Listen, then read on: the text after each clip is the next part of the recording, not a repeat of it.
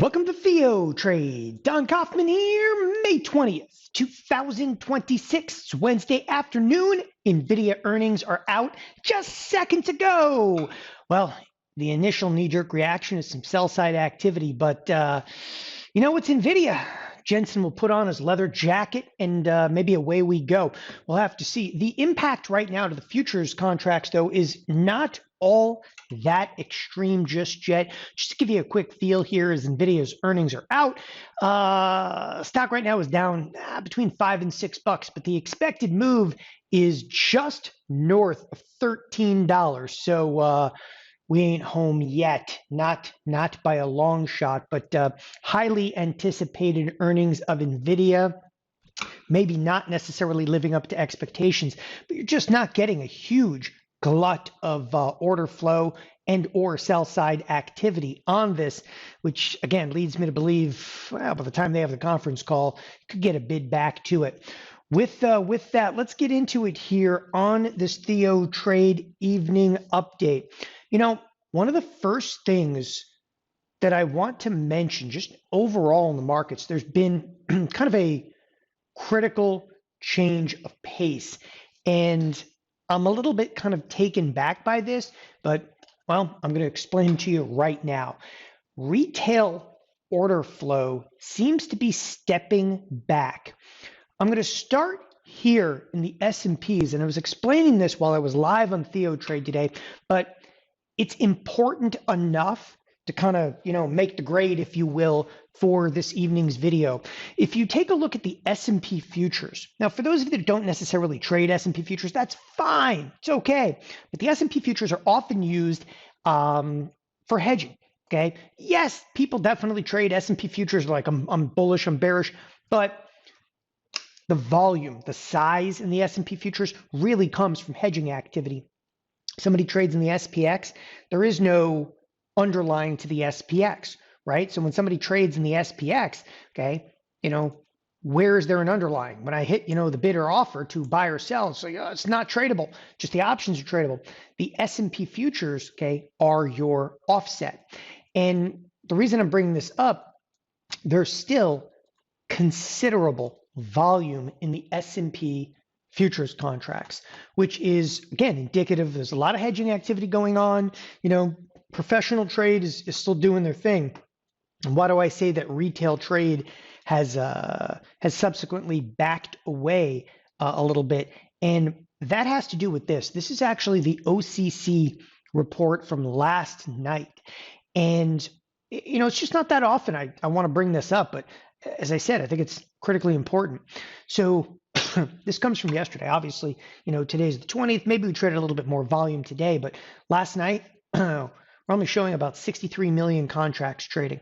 Now, normally, as I said, I wouldn't bother, but that is a huge, huge cut of size, because the year-to-date average has roughly been about 70 million, but May, we've been rocking. Retail has been driving a lot of this. In May, you're almost up, almost up to 75 million contracts, a night. To see only like 63, 64, highly unusual. Why? We moved yesterday. Retail trade, they're backing off, They're getting nervous, and retail trade is backing away. And if Nvidia's earnings, don't pick things up for this marketplace, you're going to have some problems here. Again, retail trade appears to be backing away. By the way, as I was talking about with Nvidia, there it is. Don't worry. Jensen's got his leather jacket, and everything's going to be okay. But retail trade has backed away. It's probably the fact that if you take a look at the SMH, there's anything but certainty in here. The second we actually saw the dip in the marketplace, and kind of ironically, some of the lows yesterday. Yesterday there's a lows, and sure enough, the volume just wasn't there in the option side of it. The big kind of like catch-22 though for me is that professional trade is still hedging actively. Again, really actively. When you start looking at the volume, in the futures contracts, you're like, these are some of the heavier days that we've seen recently. Like literally, I can kind of zoom out, and you know, today only did maybe 1.5, but even yesterday we did almost 2 million contracts in just the last couple of weeks. That's some of the heaviest volume we've actually seen. But the option contracts were incredibly low, hence me saying that retail is kind of backing away.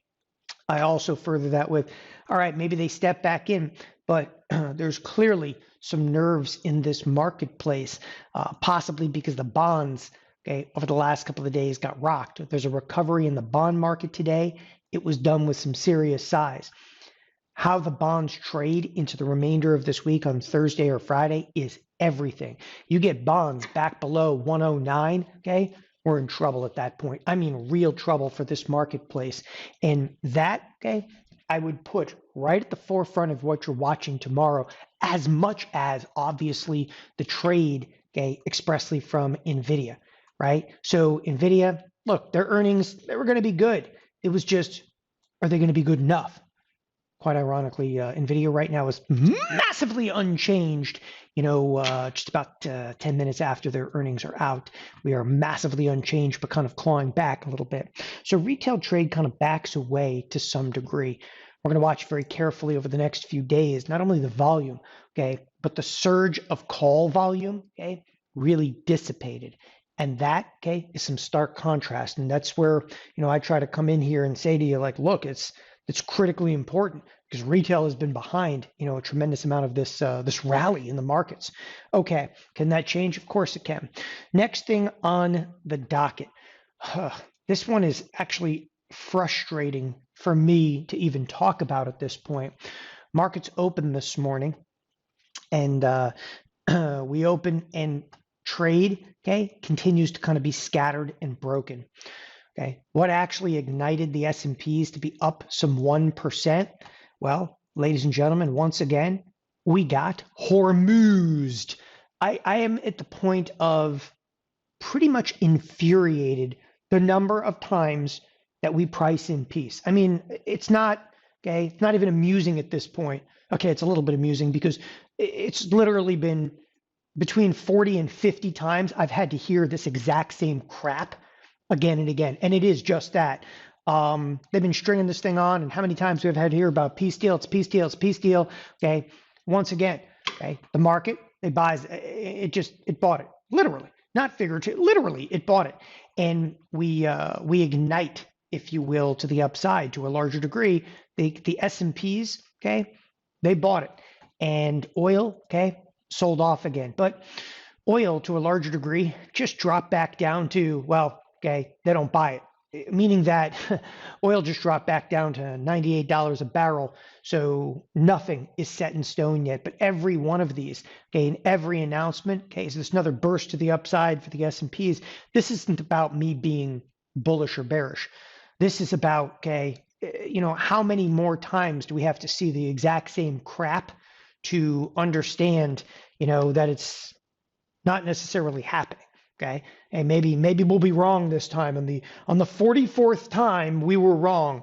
We'll see. But it's having a pretty dramatic impact in the marketplace. It's not necessarily, though, crushing down volatility like it's expect. So, even though I'm saying, and yes, my nickname for it is getting Hormuzed at this point, because if you were trading on an intraday basis, okay, that, wild move right here, you don't want to get in the way of it. It's crazy. I mean, it's not fair on the retail side as trade explodes back up. Nevertheless, okay, the bonds, they too actually bought it in a big way. Bonds actually recovered substantially off that, simply because they were like, well, oil will go down, inflationary pressures maybe will ease a little bit, so the bonds actually reacted substantially. That's actually what rallied the bonds in this particular case. Meanwhile, where are we like on the week? You got this rip and rally of a tune of 1%, okay? But just a little perspective. You're halfway through the trading week, okay? The earnings are out of Nvidia. The marketplace was basically closed exactly where it is right now, okay? But the SPX, okay, this week we were expecting, again, plus or minus approximately 133-point move. So you're looking for this 130-point move to the upside, 130-point move to the downside. Right now, I have no problem saying this. We're massively unchanged.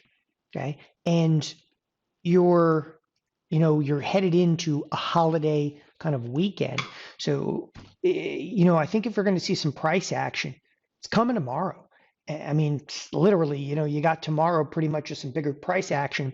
Things might, kick off on Friday with some price action and kind of taper off pretty quick. But what's the marketplace anticipating, for the remainder of this week? It's about $75.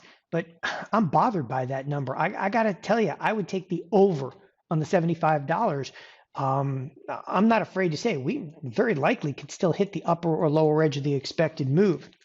So here's a position where coming into tomorrow, if the S&Ps, okay, tomorrow are relatively flat, it might, be effective to actually be on the buy side of some options tomorrow. We may actually look towards a 0 DTE like gamma iron, which is actually a buy side iron condor. We've done really well off those lately.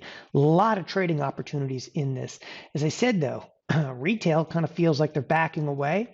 And that, to me, if there's a bearish take in the marketplace, it's just that. Like retail got nervous, okay? Maybe Nvidia's earnings are going to help, but at least at this point, I'm not much sure how much this is going to help. Semiconductors, again, if you take a look at stuff like Intel, semiconductors rebounded to some extent today, okay? But this could be, if you take a look at auto expected moves, this could be a bounce where it's just kind of that dead cat bounce, and then we start seeing sell side activity again into it. So I'm going to be all over, again, a couple of these trades tomorrow. But overall, all right, where we're trading inside of the SPX on a week to date basis is absolutely nowhere. In terms of the NASDAQ, I'll spend 2 seconds on the NASDAQ as well. Bring up auto expected moves. It too, for the most part, is massively unchanged. Over the entire last 2 weeks, we are massively unchanged. Well, where does that leave us? That leaves us with helmets on, people. We're going to make a move. And quite frankly, the trade that I'm going to do, okay, tomorrow, I don't care whether the move is higher or lower. Look, Nvidia, they're going to do their conference call. They're going to do a little dance, make a little love, get down tonight, and that's actually going to set the tone. Okay, but the real tone for tomorrow, I don't care, and I'm going to be dead serious about this. I don't care whether the S&P futures are higher or lower tomorrow morning. Okay, trade right now is completely dependent upon retail. Trade right now, it starts when the bell goes off. Thanks everybody for joining us here at TheoTrade. Have a wonderful evening. Bye-bye.